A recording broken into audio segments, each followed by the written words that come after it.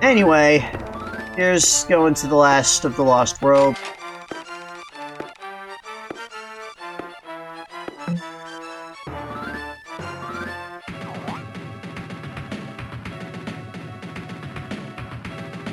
It's Animal Antics.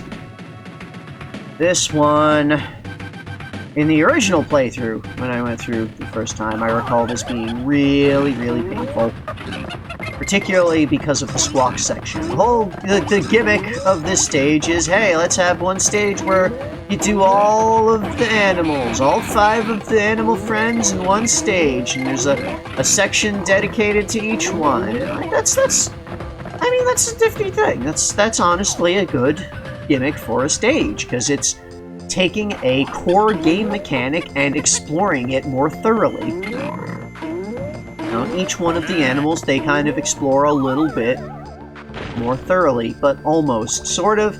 Like, the execution is honestly probably not that great. You've got the short section there with Rambi, where you're just kind of... You do the Rambi thing where he can step on bees. That's it. You just hop on zingers. That's Rambi's whole deal, I guess, as far as this means. And then there's the underwater section. You have On Guard, and it's underwater. That's it. It's not a particularly unique or interesting underwater section. It's not, like, especially suited to On Guard. It's not that different from other underwater sections we've done where we didn't have On Guard. But it's the section where you do On Guard, and you had all the animals in the stage. And these are the things, and you get them to pop, and then you don't get stabbed by the spikes. And you go.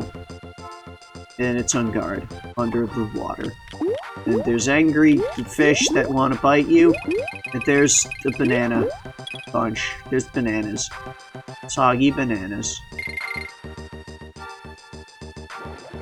And then the water goes away, and you gotta make On Guard go down the land slope. And then you get the good part, because it's time for Squitter.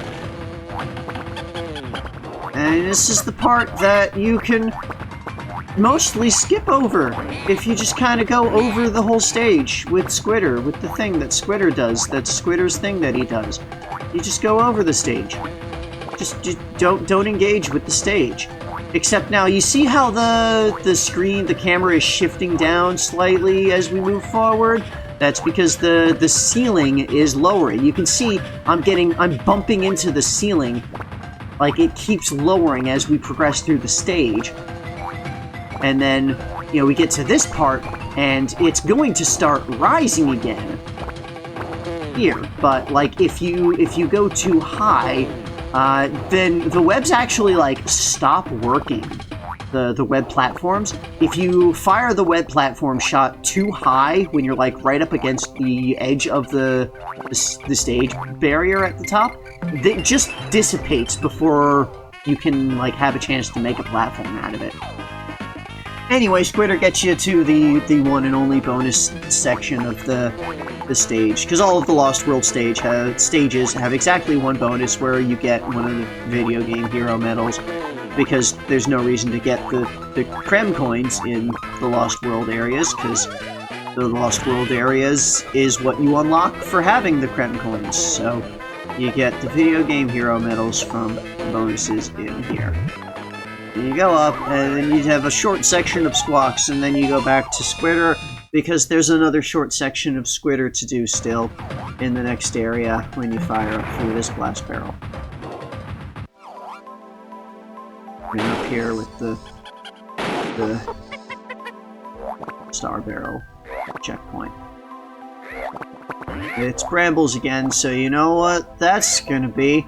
And there's the leaves falling down, so that's the indicator that wind is gonna happen at you. So,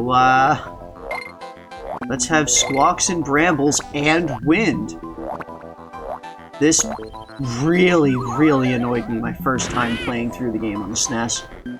Like, I did not have anywhere near as hard a time playing in this version with this section than I did on the SNES, and like, I really have to... I feel like there has to have been improvements made to Squawks' maneuverability or something. Because, like, I remember Squawks... I hated Squawks in the first time through Donkey Kong Country 2. And that was only partially because I wound up needing to redo King Zing Sting, and that killed me several times. Game overed me several times. But, like, yeah, I did not have very much trouble doing the wind section with Squawks in this version of the game. So, like, I don't know. It's a very... I'm certainly not going to go back and, like, play the other version to compare. I'm never playing this game again. You can't make me.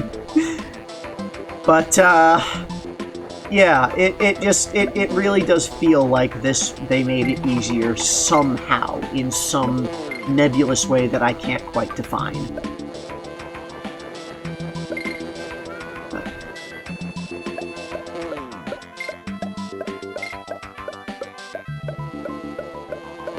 Yeah, it's Squawks and Brambles, and there's a lot of zingers, and then there's the wind occasionally, and it switches back and forth, and the final section is Ratley. And with Ratley, you start by ignoring the arrow and the direction that you're supposed to go, because if you go backwards, then over here there's the little secret area where you can there's an extra hit down here. And also, when you immediately lose that extra hit, you get up here. Look, there's some coins, and there's the golden feather. And you do that, and then I died on the way trying to get back, so I had to redo the Squawk section again. But then I did that, and I came back, and now we're Ratley, and we're gonna clear the part with Ratley. Maneuvering Ratley felt really bad. Like, I felt like I could not move with precision with Ratley. Like, the air control was just not up to snuff for actually landing on these zingers. Like, I don't know. And again, maybe it's a very just subjective thing. Maybe it wasn't real. Maybe I'm imagining it. Maybe I'm just not remembering the original game well enough. I don't know. It just felt bad to be Ratley here. But hey, we did it. We cleared Animal Antics, and that was the last thing. Then we're gonna go to Cranky's hut, because we still have to do the last espresso race. And now we've got all of the gold feathers in the game, so we can max out all our stats. I don't know why I spent so long hanging on these scenes, the text here. Because I'd already bought everything, I was just kind of going through. Maxed out fully, and then we can start the race. So here's what this looks like that I skipped over last because I got 4th place, but this bird's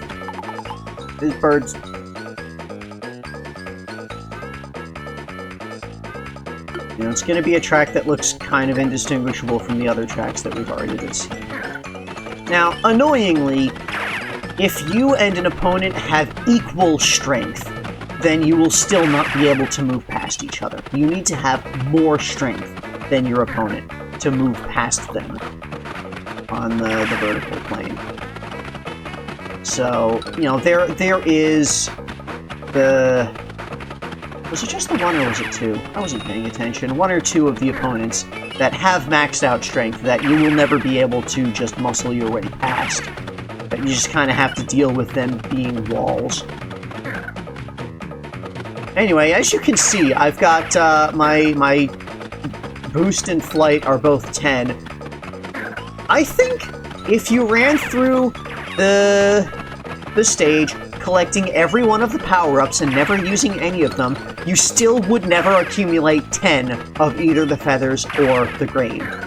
There is zero reason to bring your flight or boost stats up to 10. It has no point. Like, the most that it would be for is, oh, you get to collect the power-ups and then you don't use them, and so nobody else gets to use them. Anyway, I've got all the races, so we get the hero coin, the thing from Frankie, and then he says that he would have raced better without the bird. That's pointless. That's a pointless thing to say. Frankie is how I picture Rare a lot of the time. They complain about things that aren't real and brag about things that aren't real. Anyway, then we go back to Wrinkly and we can turn in all of those photos because now we have all the photos. So we got 14 pages because one of the photos you get for doing all of the photos. So you got all the photos. You filled nearly every page, so here's the last one. And also the DK coin for the last page where that photo was on. And that's everything. All that's left is the final boss. Well, okay, let's look through the scrapbook. The scrapbook, there's all the photos that we've been collecting. It's all the concept art from the game. Concept art from the game, and occasionally concept art from Donkey Kong Country 1 for the characters like Espresso, who were not originally in Donkey Kong Country 2. All the different enemy types that you've got, because, you know, each one of the enemy types, there was the one enemy somewhere in the world that had the photo, you defeat them and you get it. And for some of them, like things like the croc head, there was like the one croc head that you stand on that has a secret photo on it. There's photos of all the Kongs. Their thing. It's concept art. Like, okay, it's kind of nifty, but it's not like something unique that you couldn't have seen somewhere else. The internet was firmly in existence by the time this game came out. These pictures were all available online on their official websites, I'm sure. And that's everything. Just gotta defeat the final boss. Well, okay. Also, here's our thing. We got all the video game hero coins! Look at that! We're the #1 hero, but we're not finished yet because we still haven't defeated K. Rool.